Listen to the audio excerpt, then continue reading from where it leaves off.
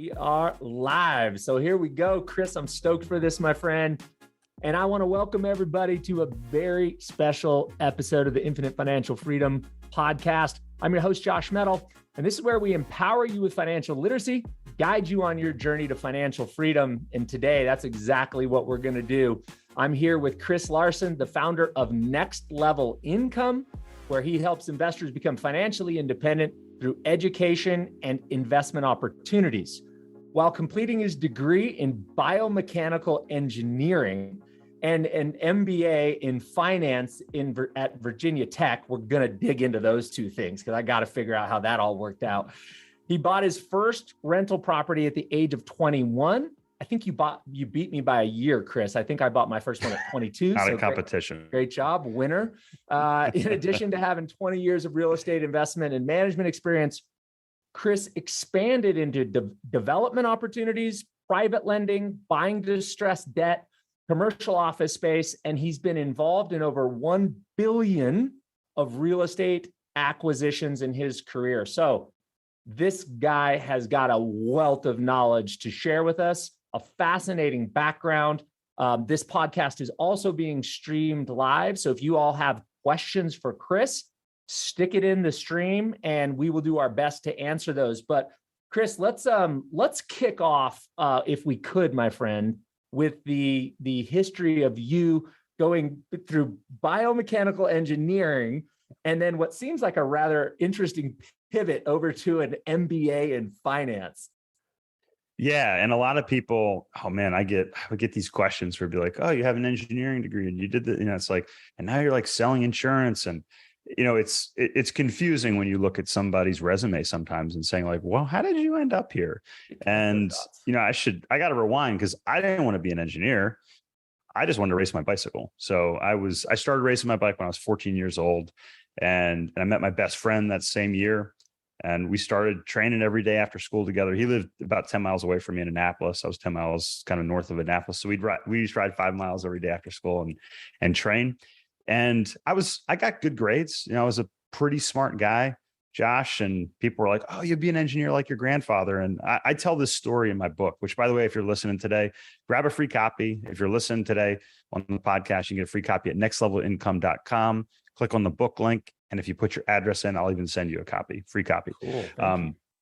Yeah. And I tell the story how I'm in college, I'm racing my bike. And, I knew 2 weeks in, I didn't want to be an engineer. And I'll never forget, my professor at the time showed this video of the Kent Narrows Bridge.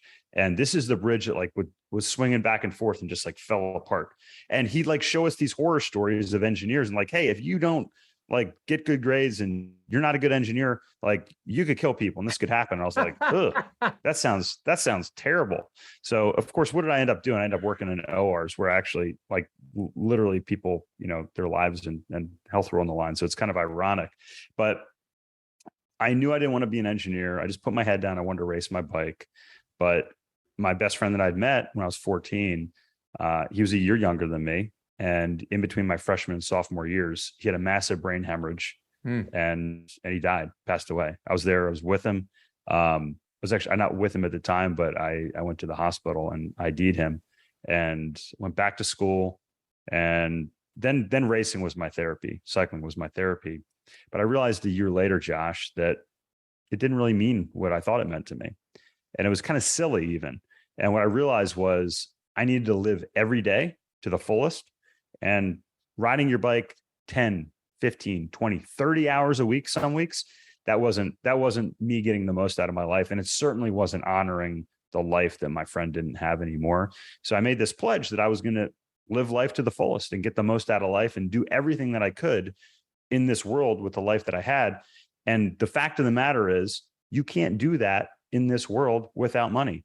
So financial literacy, financial independence became a part of that. And it was a big driver for me. So I learned everything I could about investing, read 250 books, ended up getting an MBA in portfolio management.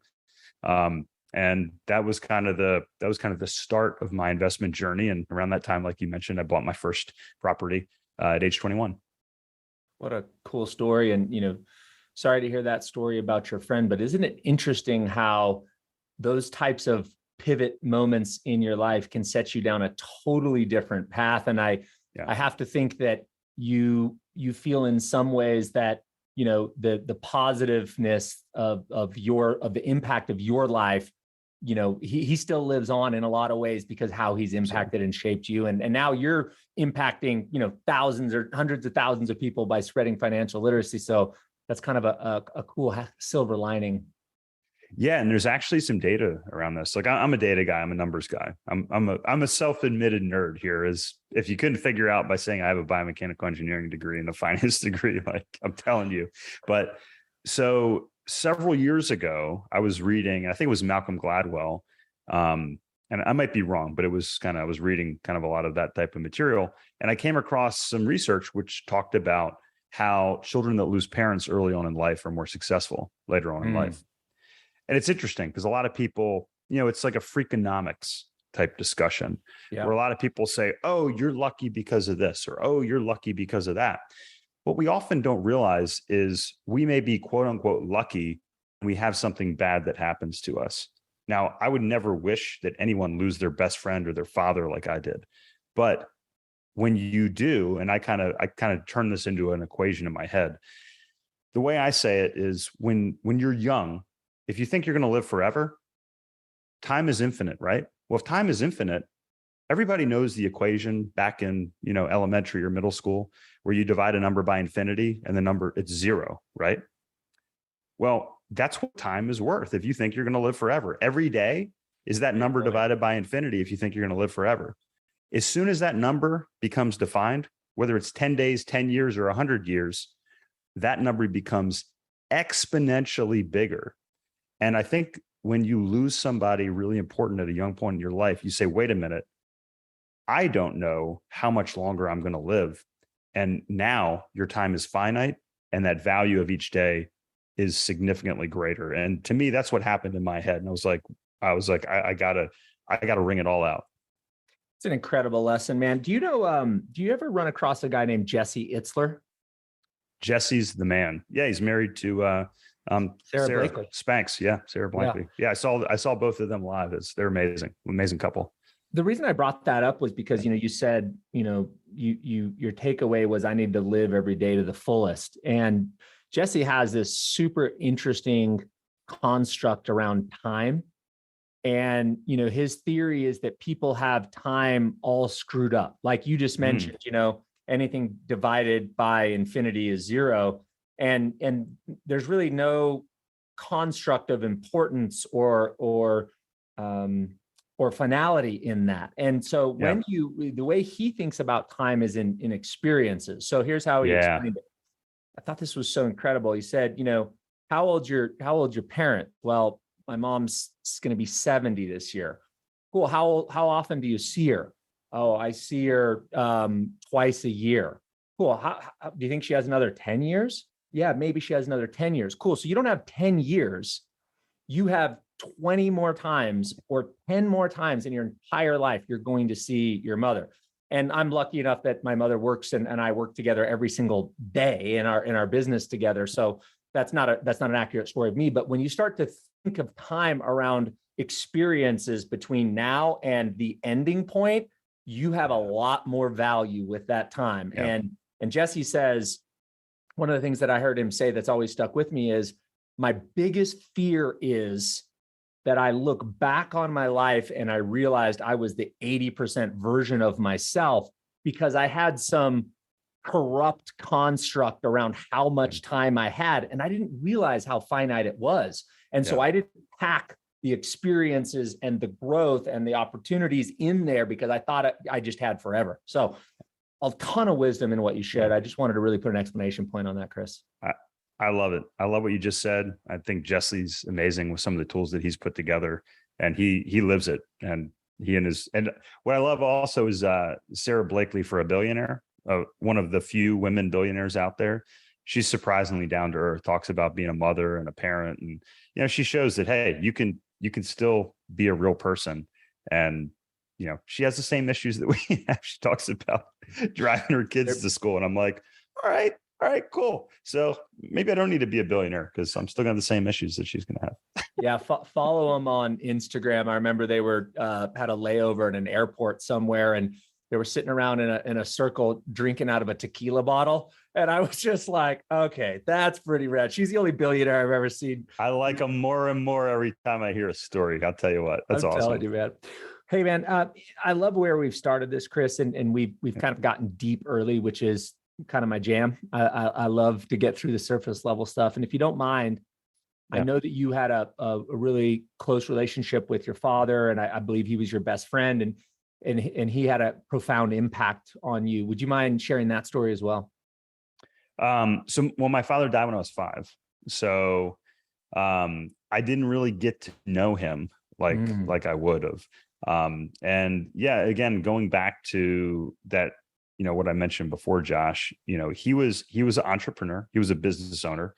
And, I ended up having a deeper relationship with my mother, who then remarried, my stepfather. Now my mother's passed away. So, the only one left is my stepfather. But what's interesting is my mother I'd come home and I'd be reading a book like Zig Ziglar, and I'd put it on the kitchen counter, and she'd say, "Your father read that book, Chris."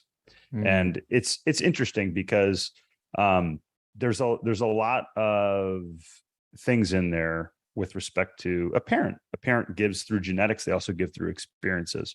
I didn't have those experiences that my father had, and I never really got to know him and get to teach those things. So, he died when he was 41, and about 3 years ago, I turned 41, and I hit this point, and all this stuff kind of happened. Boom, boom, boom.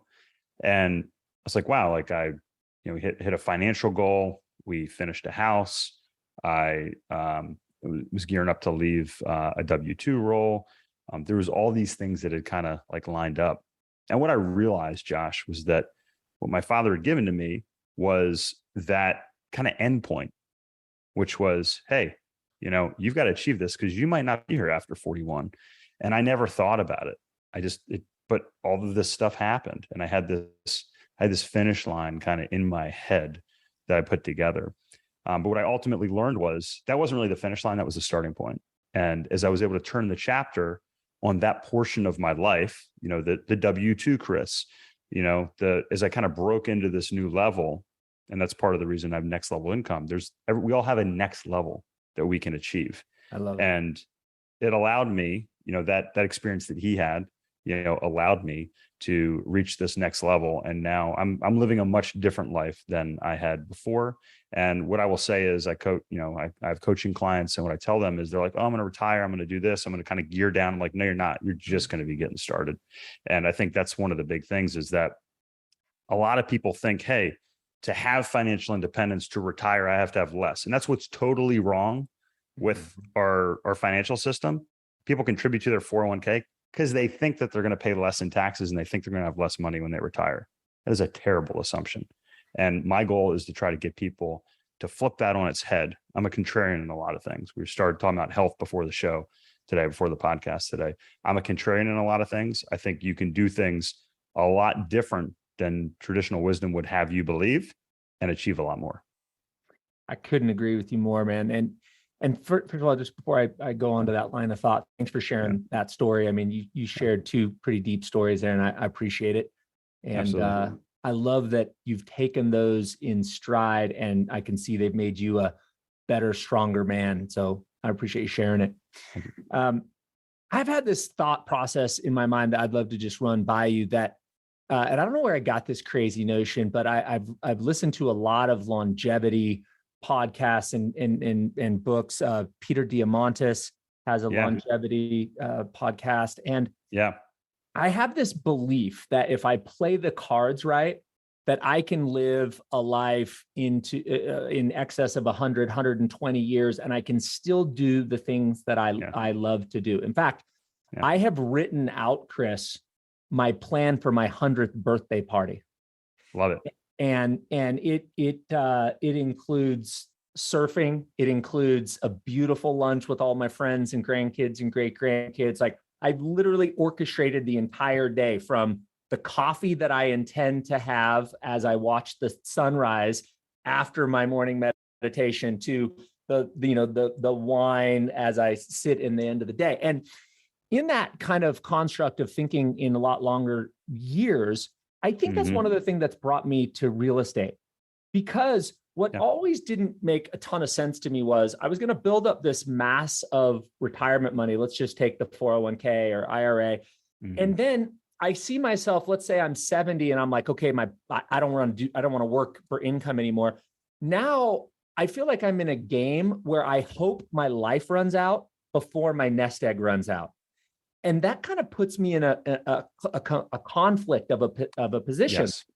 How conversely, if I own real estate and it's cash flow positive, I don't know if you've ever run like a compound interest calculation on your rental income, but you start to look at 100 and you're like, crap, dude, that's a lot of cash flow. Like that would be fun.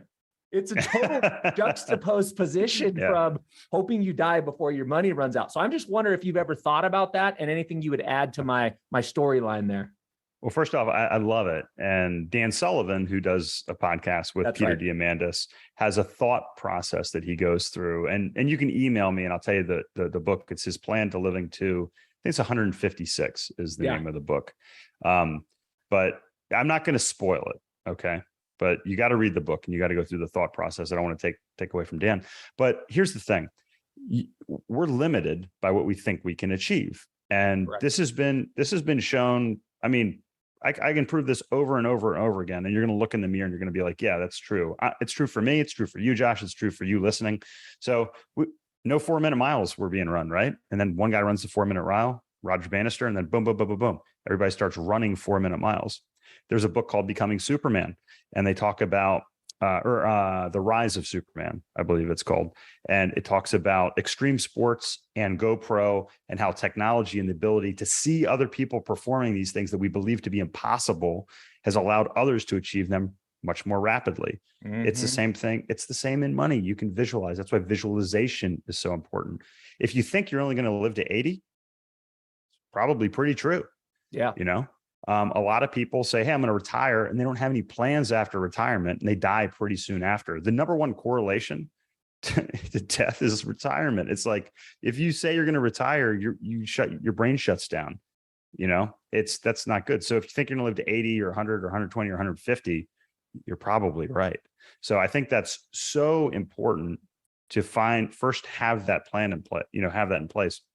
And then how would your life change if you said, hey, instead of I'm going to live to 80, I'm going to live to 120. How would your financial world change? Your 401k, that plan might not work, right? Not going to work. People say, hey, we have a 95% chance, because I was trained in this, right? Portfolio management. Hey, here's how you plan and help a client achieve a 95% success rate to live till 85 and not run out of money. Yeah. So like you said, do you really want a perverse incentive where one half of your brain is saying, hey, I hope I die? My grandfather lived to be 95, and he died. He had dementia. He had Alzheimer's. You could not have a conversation with him. He would not recognize you. He died the last month his long-term care insurance ran out. Oh my gosh. Now, my grandfather, that story was told by my uncle at his funeral, because my grandfather was a stubborn, conservative German man who was very frugal. And I mean, if there's not proof of my grandfather's personality around money, it was that. But he planned. He lived to 95. But anyway, I mean, even a man like that, it's deep down. That's N equals 1. People can say, hey, Chris, that's no proof of what you're saying. But you have to set your boundaries where you want them to be. If you want to achieve them, then you have to have a proper plan in place. And then what you now need to do is you need to challenge your assumptions and say, are these assumptions right? Does everything work across the board? Because if it doesn't, and one of those pieces is out of place, you've got to replace that piece or fix that piece, right? So if you're around people that say, hey, you can't do that, that's not possible, you need to replace those people in your life. That's why I say the number one thing you can do around wealth or health or anything is replace anyone with a scarcity mindset with an abundance mindset. Okay. I mean, that's so important. That's the biggest thing that we can teach our children. Yeah, hard to get to the next level if everybody around you isn't at the next level or several levels below you, right? That's right. Yeah, absolutely. There's something you said I wrote down. You said, we're limited by what we believe we can achieve. And I think maybe one of the most impactful books that I ever read, and I thank God I read it, when I'm in my early 20s, was Napoleon Hill's Think and Grow Rich. Yeah, and right there. Right next to Rich Dad Poor Dad. I had a funny suspicion that was one of your 250 books that you had read. Indeed. By the way, the first one was a book on speed reading. So if you want to read a lot of books, learn how to speed reading books first. I could use that. In that book, Napoleon said that what a man can conceive and believe he can achieve, and take man out for all you amazing women out there, but what a person can conceive and believe they can achieve. And as you said with Roger Bannister, once it's been done, then people believe they can do it. I remember very early on, after reading Think and Grow Rich, I wrote down on a piece of paper that my dream was to own 100 rental properties. And what Napoleon says in that book is, be extremely specific at what age you want to have accomplished what, and what is your life going to look like. And I remember writing out that I wanted to have 100 rental properties, and I wanted to create $100,000 of cash flow from those properties per month. And if you think back, like, I'm a 22-year-old kid at that point. That's insane. Right, Chris? I mean, it's for most people, it is. Absolutely. That's people don't do that. But 22 years later, my mom and my wife and I have been able to put together 200 rental properties. We had, I love it. We had one apartment or retail center that had cash flow last month, and we have partners in this, but had cash flow of over 100,000 in 1 month. And so the point is, if you don't put that goal out there, that intention and the specificity of intention, it's highly unlikely you'll ever get to where you really desire to go. It's so true. And, the clearer it is, I think there's a lot around this, and you can think, very spiritually about this, and you can say, oh, the universe is going to bring me this energy, and you can think about all that, or you can just look at it like a very simple filtering device, right? So if you have 10 things that you can do every day, and you know very clearly what you want to do. So, okay, I race bicycles, right? Well, if I'm like, well, I might race bicycles, or I might do triathlons, okay? And every day I can either ride my bike, run, or swim. And I'm like, okay, I think I'm going to do triathlon. Maybe I'll race bicycles. And I get up and I go for a run. Okay. That's one less bike ride I'm going to do. And the next day I'm like, oh, I think I'm going to go for a swim because my legs are tired, and, I'm going to get in the pool, and it's nice out. It's warm. It's not too cold. And then the next day I'm like, I'm going to go for a ride. Well, I'm never going to be the best cyclist. I might get there eventually because I'm doing some cycling along the way. It's the same thing. If you know very clearly and you say, hey, I'm going to win this bike race, and it's 20 miles long, and it's on this date, I'm going to ride my bike. I'm going to put a training plan together for that.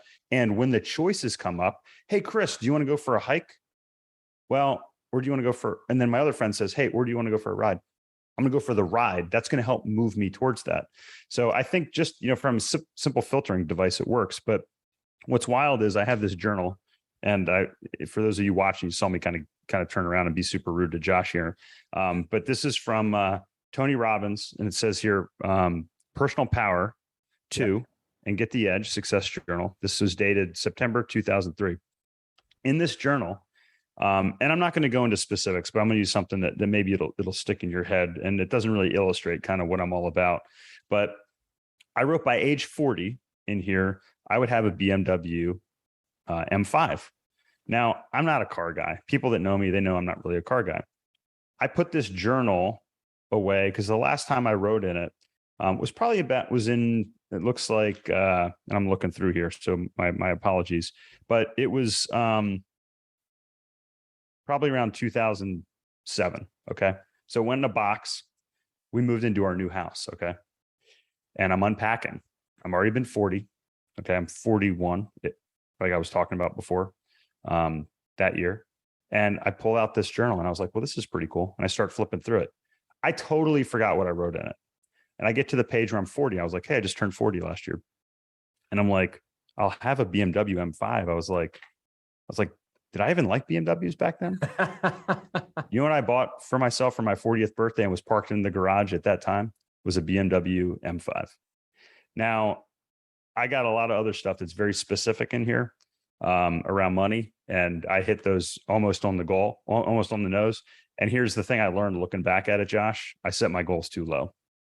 So when I was making $50,000 a year, I thought $250,000 was a lot of money. Okay. I didn't really know it was achievable. And that's the thing I think I'd like to highlight here is human beings, we think linearly. Yes. Life is curvilinear. It's exponential. Okay. Yes. And you made the point. Have you ever done the compound interest calculation on rent? We think that, hey, if we add 1% every day to our improvement after 100 days, it's going to be 100%. That's not true. It's 1% on 1% on 1% on 1% on 1%. It's a multiple of that. And you have to get through that. You have to constantly reset. You have to bring in people around you that have achieved what you want to achieve and know that even though you can't see it because you think, hey, I can't jump that gap.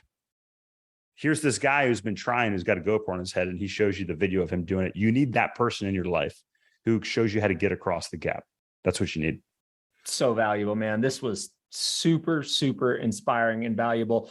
I've never thought around, the specificity and the clarity of intention is a filtering device to clarify what we engage in and what we don't engage in. That was really insightful takeaway for me. Thank you for that. I appreciate it. Yeah, absolutely. And really cool. I appreciate you digging up the journal too and showing that. That was great. I forget about it, but that's why I keep it. And it's just, Yep. Yeah, yep. It's a reminder. So powerful. So dude, let's pivot just a little bit, because what I'm aware of is right now, there's a lot of stuff to be fearful around, right? Like, let's just do the list, Sure. right? We got inflation Always. at 40-year highs. We got the Fed aggressively raising the Fed funds rate. We've got a slowing economy. Looks like we're either in or approaching a recession, depending on if you're Democrat or Republican. You might agree one way or the other what's going on right now. We've got Taiwan. We've got Ukraine. There's a lot of reasons. COVID, monkeypox. Yes. What else? Thank Oil, you. gas. The list goes on and on, right? Food prices. It goes on and on. So question that I have for you is this: in spite of all of that, how are you looking at investing right now? Yeah. So I think there's a couple of things I think about when I hear people say that, because we always, again, we can focus on the negative, right? It's like, okay, what's going wrong? You started saying things, I started saying some more things. Right. Let's keep going. Let's jump in. Yeah. And people are around you. Like I had an investor reach out and they were talking about, housing prices are crashing. And I'm like, well, here's a chart that says housing prices are going up. No, housing growth is slowing down. Right. It's like, all right, we can take something and we can spin it and we can change it. And then I don't watch the news. The news is just garbage, right? It's just poison to your brain. Okay. So I think the first thing is you need to be around people that see through all of that and say, these are the good things that are happening. There's always good stuff out there. There's always more good in the world, I believe, than bad. Okay. So that's number one. Number two, I think it's important to know and have perspective, especially when it comes to financial matters.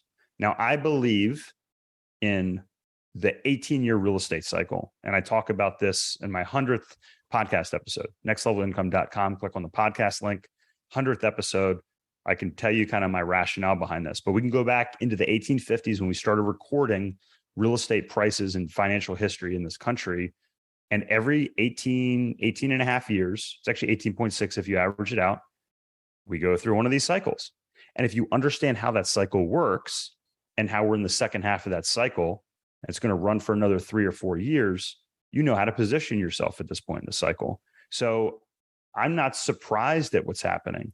If I roll back 18 years, I can remember, and actually I remember when my parents lost their job during the savings and loan crisis, which is how I started to kind of see these things and get interested in them. So I'm like, why do these things keep happening, right? Mm-hmm. This just happened. This happened again. Wait a minute. I remember when this happened when I was younger. I started looking back and seeing this. So if you say, hey, this was happening in the early 2000s, everybody's like, housing prices, they're crazy. Nobody can afford housing. What did the government do? They stepped in, they started providing programs so people can afford houses. Right. Does that sound familiar to anyone?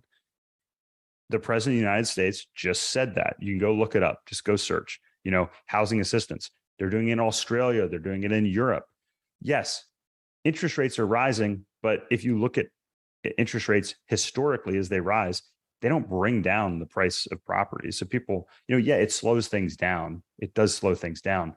But the demographic trends persist. I talk about this in my book. You can't stop a 35-year-old couple that has a child from desiring to own that house. They're going to do everything they can, despite what may make more sense to rent. They say, I want to own that house because it's an emotional desire, right? Yeah. These are desires that we have, and that's what pushes all these things.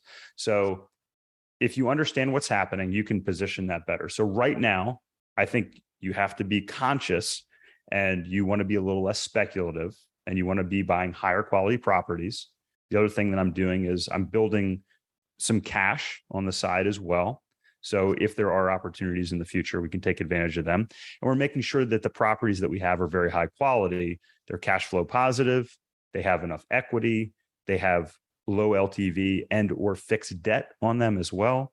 So, because here's the thing. Yeah, cash is king, but cash flow is also king during downturns. Absolutely. So if you keep the right people around you, if you understand the way the real estate cycles and market work, and you prepare appropriately for where we are in the cycle, then you get excited because as my friend I just had lunch with says, he's like, I'm looking forward to when there's some good opportunities to buy.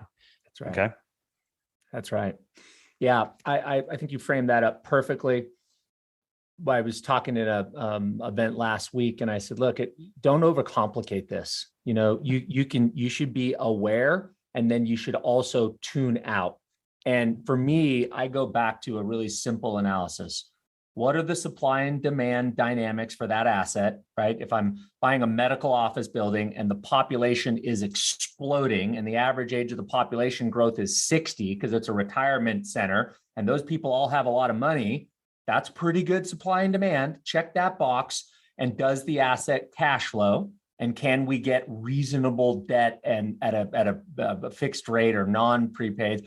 The debt structure makes sense. If I can check those boxes, supply and demand's there, going to have more buyers than we are sellers in that market. The cash flow is there, and I can get a reasonable financing on it. Tune everything out, do the deal, move forward. Sounds like you should paralyzed. Give me a call when you find deals like that. Those sound okay. Yeah, I need more partners. I love it. All right, dude. So let's talk about multifamily real estate, because I think you said that's the holy grail from your perspective. So walk us through that. Yeah. So my book, How to Make, Keep, and Grow Your Money Using the Holy Grail of Real Estate to Achieve Financial Independence. And I put that out there because Ray Dalio says, hey, if you can increase the return on your portfolio and decrease the risk, that is the holy grail of investing.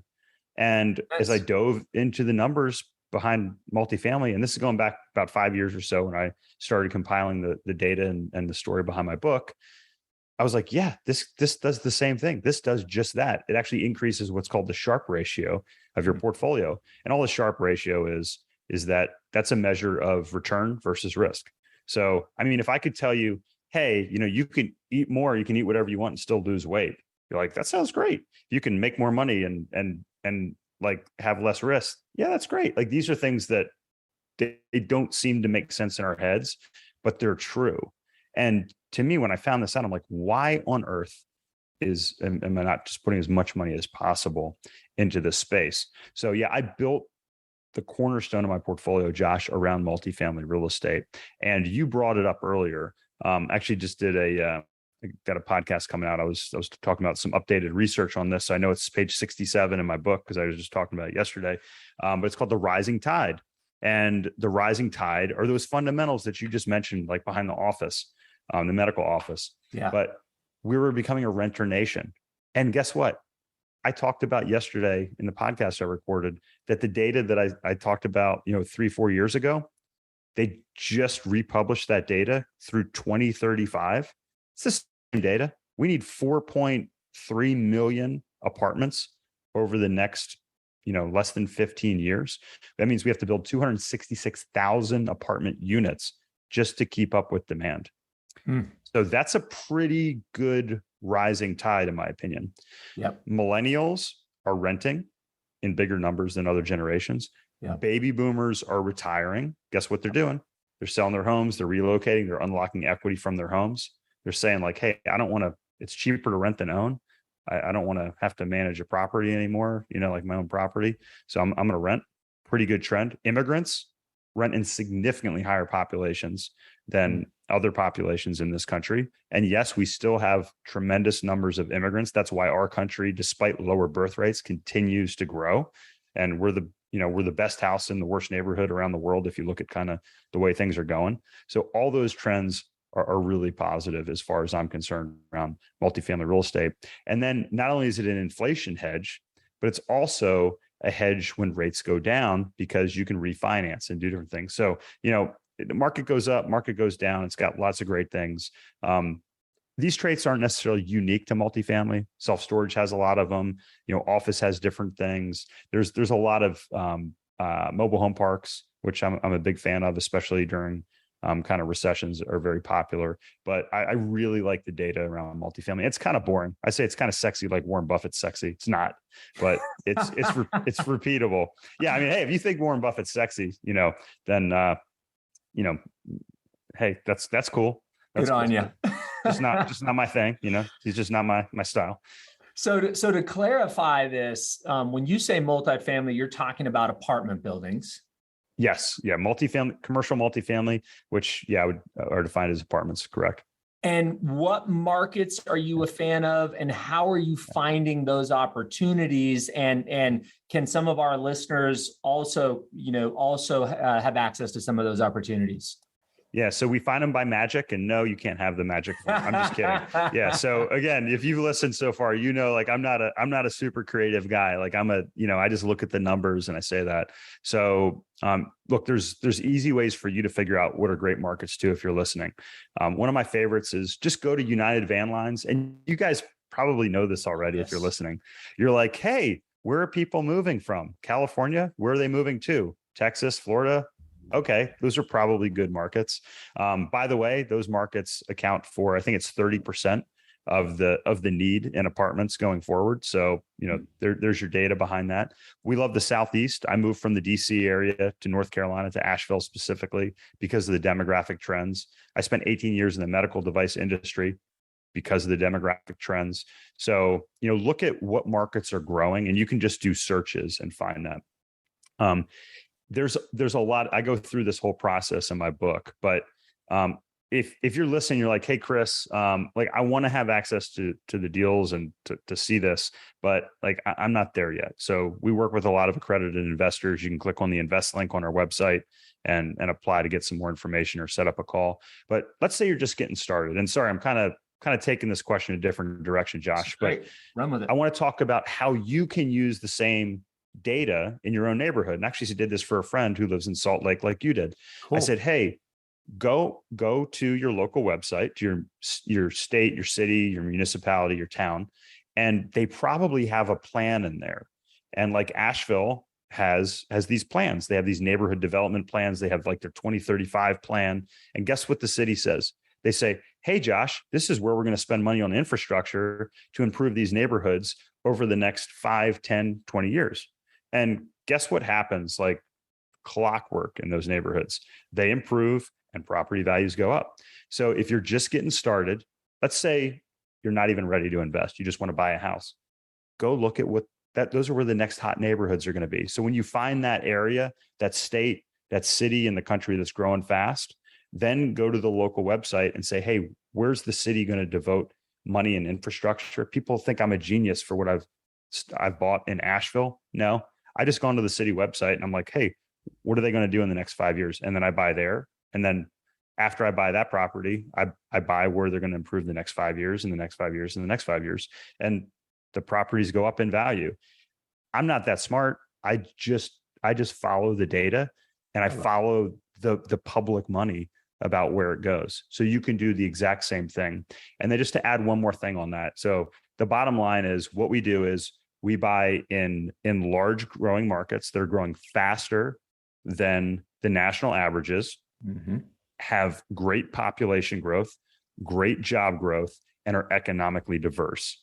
And then if you take all those data points and those work, and then you do what you just said, Josh, which is you buy a property that's cash flow positive, that you can put solid debt on, it has, some nice tailwinds behind it. All you have to do is run it well, which isn't always easy, for say 5 years or so, and just wait as the income increases. And then, it's a get rich slow game. I tell the story, maybe 5, 10, 15, 20 years. But if you do that repeatedly, one property a year, in 20 years, you're going to be worth a lot of money.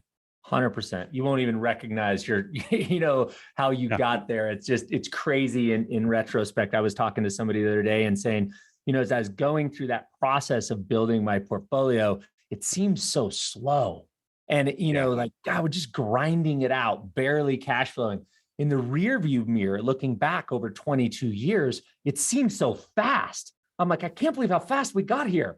And so it is time cures all in real estate. And if you follow the advice that Chris just laid out and you're patient and you wait, then rents increase, your mortgage stays the same, or a recession comes and you refinance and your mortgage payment goes down, your cash flow increases, and you won't believe how fast you can go in a decade. Yeah. It's like, I'm a huge Seinfeld fan, and he had a great bit. He's like, you can't just break up with somebody that you've been with for a long time. It's like knocking a Coke machine over. He's like, you got to rock it back and forth a few times. And I think it's the same thing. It's like, you push one time on that Coke machine and you're like, man, I can't push this thing over, but you get it going. And the next thing you know, it just rolls right over. And that's what happens when you buy that piece of real estate. You wait and you keep doing the same thing over and over. And then you sell it, you do a 1031. Next thing you know, that $10,000 you invested is worth 100. Then that 100 is worth $1 million. And then instead of $3,000 a year, it's kicking off $30,000 a year. Or like you said, $100,000 a month. That is a story that real estate investor after real estate investor after real estate investor will tell you that's been in the game for 10, 20, 30 years. Yeah. This has been super valuable. I want to ask you one more question before we give everybody, where to contact you, where to get your book. Sure. Inflation. I'm curious because you're such an intellectual guy. How do you look at inflation as it relates to your investments? And if you have any additional thoughts on how it relates to the debt on your investments? Yes. So, and I appreciate you saying I'm an intellectual guy. I don't know. I have a complex because I worked with surgeons for most of my career. So when you work with geniuses every day, you don't think you're a very smart guy. So you just try to keep up. I bet that's they can learn a lot from you, Chris. Well, I've learned a lot from them, certainly. But so I guess it has to do with context, right? If you were making $1 and you're trying to save, a quarter or 10 cents, and you got to spend more money, and that 10 cents is getting eaten up by inflation, which is exactly what's happening right now. That it's almost impossible to figure out how to do it. But when it comes to investments, I think, I don't mind inflation because if they say, hey, inflation is going up 10%, or inflation is 10%, prices are going up 10%, but my rents are going up 10%. And I have a leveraged property, the values of my property are probably going up that much more. I just read a report yesterday. The average price of increases of operational expenses are up about 3%, and average rents are about 10%. I forget the exact, I think it's over the past 3 years. So in those terms, inflation is a good thing for our properties. And we positioned ourselves to be able to, benefit from that. From some of our investments. I think it's important to say, hey, what's my strategy if there's deflation? and you said, hey, maybe I refinance. What's my strategy if there's inflation, and plan for that? So one of the things we did is we put interest rate caps on our floating rate debt, so that if rates go up, we hit that.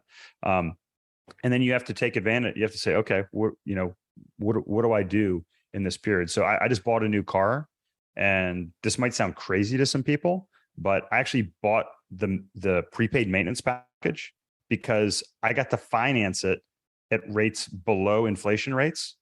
And it was basically a 10% discount as if I bought it, off of retail. So, in an environment that has inflationary aspect, I can take advantage by locking in prices today if I have either cash or if I have good credit, and then I can finance it at a rate that's below inflation, and I can keep my money and I can put that somewhere that's going to grow at greater than inflation rates. So that's what people would call arbitrage. That's right. So, if you look for the opportunities to lock in prices, and then you look at opportunities to invest, you can play both sides of the fence. You beautifully described that. Thank you very much. There's a guy that I did a podcast with. His name's Jason Hartman. Have you ever run across Jason? That name sounds familiar, but I can't picture him on my head. Brilliant guy. He has a podcast, YouTube channel. I do suggest that you look him up. And he teaches this concept called inflation-induced debt destruction. And my wife, my mother hates when I use that term because Freudian slip. Yeah, she's like, it's too complicated, dude. She's like, you got to dumb it down for us, And I said, okay. So I shortened it to say that inflation destroys debt. Yeah. And if you have that's especially true if you have a mortgage payment that is constant and inflation is pushing up the amount of rents, the delta between your rents and your debt payment is growing. So you could say, hey, I have more cash flow, but the converse or the opposite way to look at that would be actually inflation is destroying the debt or making the percentage. Much more elegant than I said. Yeah. Well, Jason taught me, and I probably, shared it with 100 people, but I think it's incredibly important to understand that concept, especially. That's exactly what the government does, though. That's exactly right. How else do you get out of $31 trillion in debt, Chris? Well, you don't, but that's a whole nother podcast. Yeah. Hey, man, this has been a total blast. I wish we had another hour, but we don't. So with that, how can people reach you, find your book? Like, how can we connect with you, man? No, I agree, Josh. You guys have a great platform here. Thank you for all you're doing out there. Hopefully I provide some value to you if you're listening today. If you missed it at the top of the hour, get a free copy of my book, nextlevelincome.com. You can just click on the book link, and I will send you a free copy as well if you put your address in there. We got our podcast up there. We have our blog. If I touched on something and you're just like, hey, Chris, I had a specific question about this, you can email me, chris@nextlevelincome.com. You're the best, man. I sure appreciate you. Thanks for delivering such amazing value. And I hope to have you back on the podcast another time. Anytime. Just let me know, Josh. Great to see you.